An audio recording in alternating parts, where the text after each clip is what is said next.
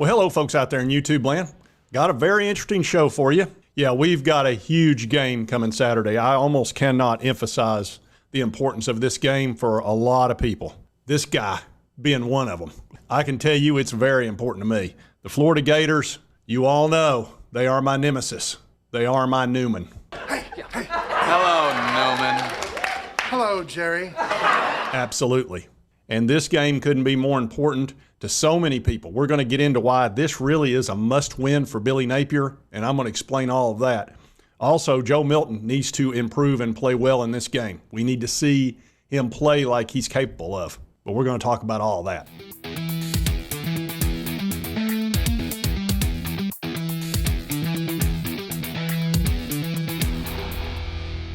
All right, why is this a must-win for Billy Napier? There's really multiple reasons why, and I'm also going to show you an article that backs this up. But this is something I've been thinking about quite a bit. Now, you folks all know I have a theory on what I think will happen if he does not perform well as head coach. Florida has the shortest patience level of any SEC team that I know of. And, yeah, I know Tennessee, we don't put up with losing very long either, but Florida absolutely does not. They will can a head coach very quickly. They don't care.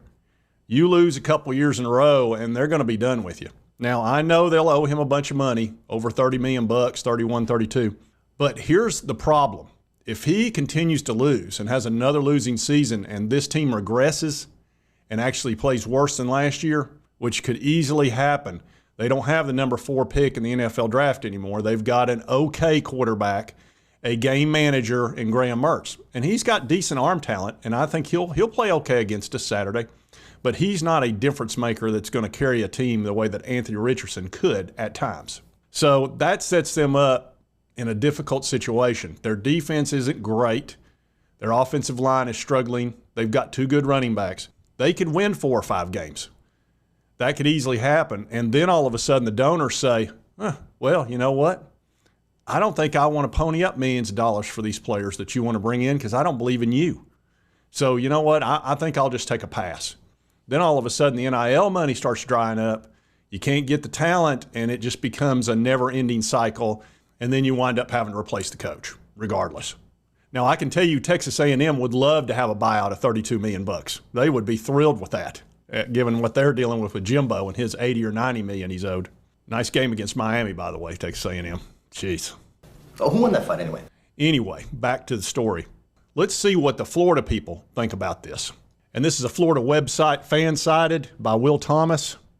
And he's talking about this is the most important game of Billy Napier's career. I 1,000% agree with that. And he talks about how the fact that Florida has beaten the Vols 9 times in a row, and they're going for their 10th. It'll be 2 decades that we have not won in the Swamp if we don't win Saturday. So they expect to beat us. That's just something they just feel like that's just what they do. And this writer absolutely thinks it's the most important of his coaching career. Now, he goes into, now look, understand he's writing to Florida Gator fans, and you got to be careful because they're very sensitive. I understand that. I'm talking to UT fans, and I've got to be careful what I say because people can kind of lose it if you don't say nothing but positive things. Well, I'm going to keep it 100 here, so you're going to hear some real talk on this channel. So I'm not for everybody. I understand that. Okay. But let's see what he does get to the heart of the issue once he does his platitudes on the front end and his amenities. Doggone you, Ernest, see them are the amenities. Now you don't yell out amenities. I can't hear your amenities. Yeah, I don't understand his amenities either. Anyway, he says, Billy Napier, trust his vision, believe that with a few more years of patience, he'll have the Gators back where they belong, etc. He said, unfortunately, not everybody feels that way. And that's, here's where he's going into the real talk. After a last season where the Gators beat 0 main rivals, Kentucky, Tennessee, Georgia, FSU, and they really don't like losing to Florida State. Says Napier needs to take care of at least one of those, at least one. He needs to, you would think 2. It feels like Tennessee is the most important of those 4 I just listed, probably because they're used to winning that game. I think Florida State for them, but I don't think they can beat Florida State this year. He says Tennessee does not win in the Swamp. That just doesn't happen, and it's something Billy Napier needs to prevent from happening this weekend. So they're going to be playing defense. We'll be ranked number 11 in the country, and so they've got their hands full with the Vols. And he talks about how they blew the doors off of Virginia, which we did. He said, but the offense was not consistent. And then against Austin Peay, the offense looked even worse. Joe Milton got his yardage, but he had a very rough first half. And we had to pretty much give up the forward pass. We had to start throwing sideline to sideline because the forward pass wasn't working. Our receivers were not helping him either. It's not all on Joe. But these are also the same wide receivers that caught everything for Hendon Hooker last year. So, some of it is absolutely on Joe. And he needs to play well, and we'll talk about him in a minute. But this is a huge game for both sides in a major way. He talks about if Florida does win the game, they'd go 2-1, and obviously the Florida folks would feel a whole lot better going into Lexington. Now, they'll have an easy win between that. But Kentucky's kind of had their number recently, and playing at Lexington will be tough. Then they got to go to Georgia. That's a loss. But that would definitely help Billy Napier if he won that game Saturday, and it would sort of calm people down. If they lose to Tennessee and they drop to 1-2, he says that'll take a lot of wind out of their sails. They don't have a lot of wind in their sails anyway.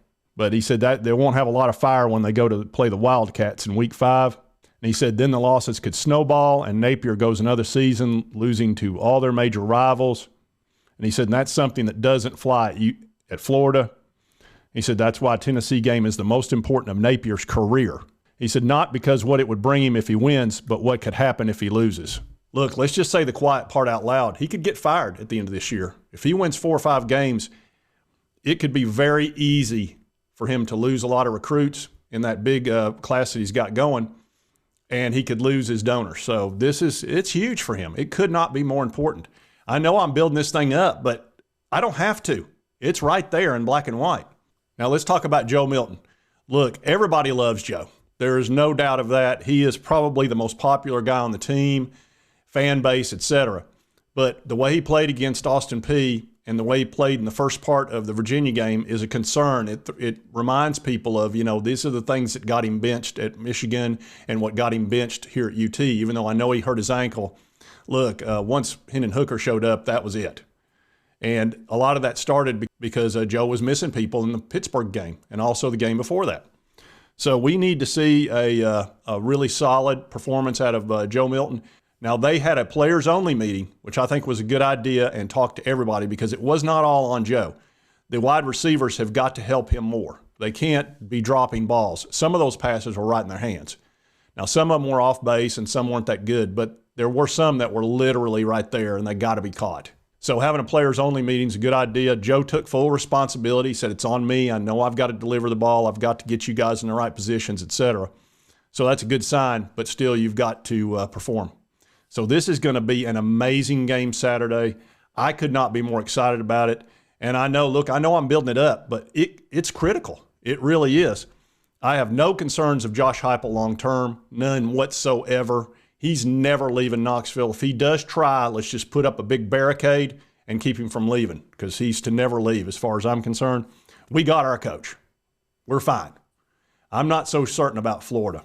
Now, I actually went on a show last night, Allie Peek, a peek into the Gators, and I tried to get the playbook, but she wouldn't let me have it. It was just like, no, we're just not doing that. We're not going down that road.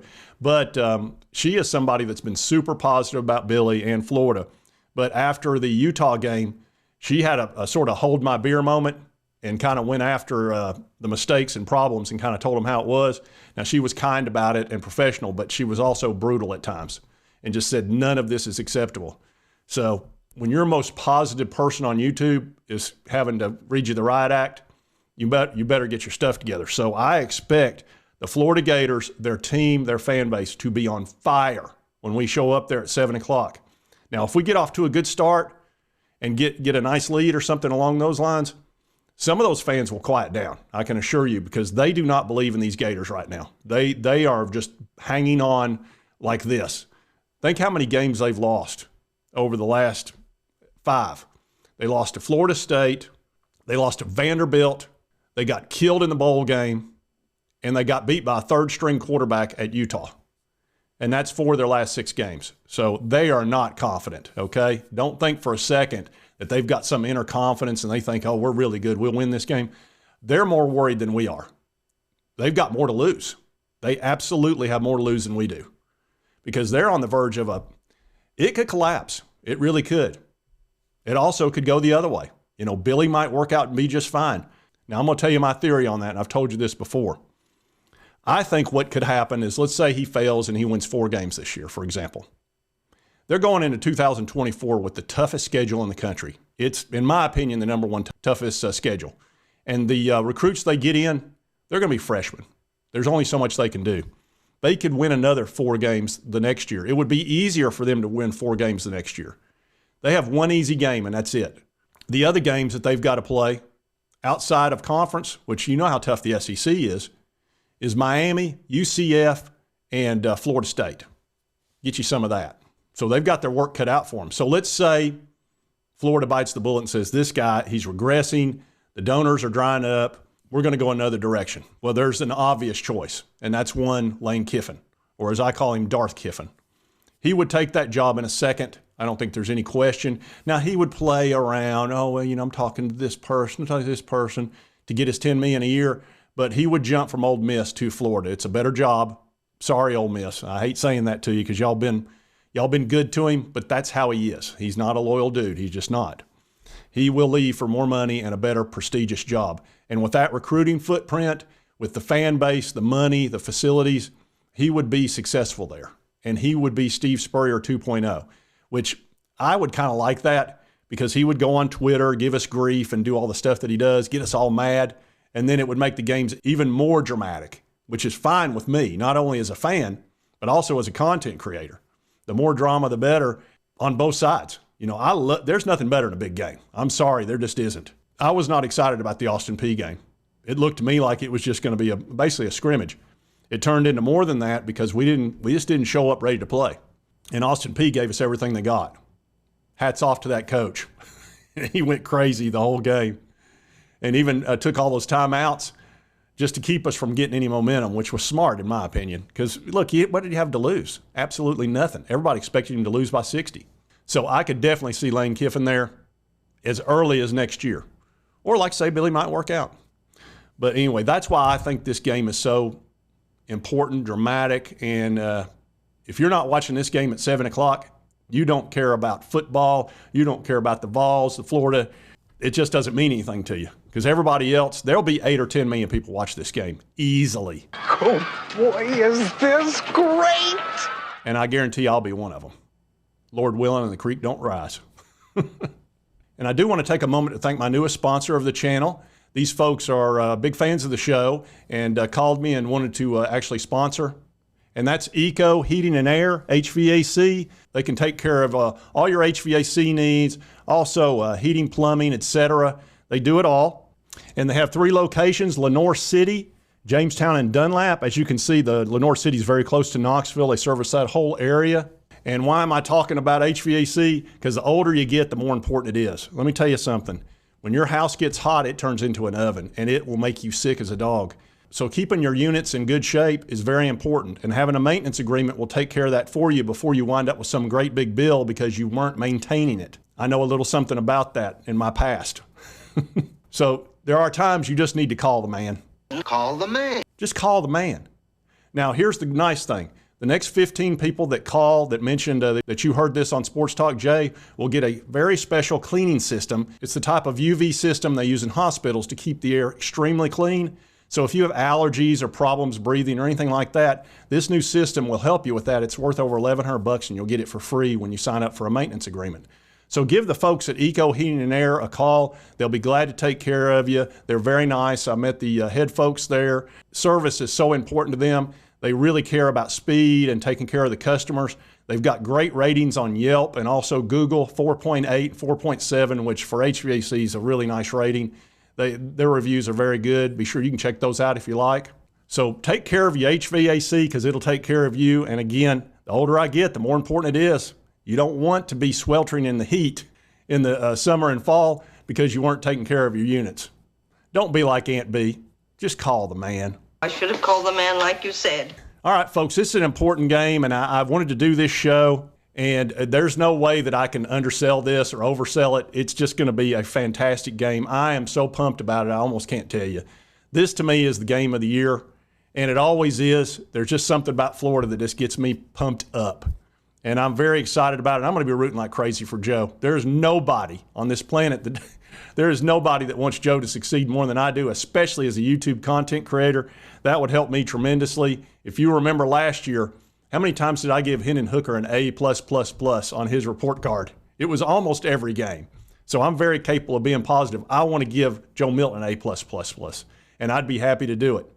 So we'll see how this game goes, but I'm fired up about it. And I will be Wednesday at 12 o'clock noon, which is tomorrow. I'll be with Big Vol Daddy and Talkin' Vols of the Talkin' Vols Network, Boogie Bentley. 12 o'clock noon, be sure to check that out. We'll be going live for an hour, and we're going to talk all about this Florida game. Man, we're all excited and pumped about it, let me assure you. And if you've not subscribed, why not? It's right here on the right. Just hit that little button. Costs you nothing. Helps me out. Keeps me out of my high-pitched tone. See how high-pitched I got? Because you didn't subscribe. And right over here's the most recent video that YouTube thinks you'll enjoy. And we'll see you next time on Sports Talk Jay.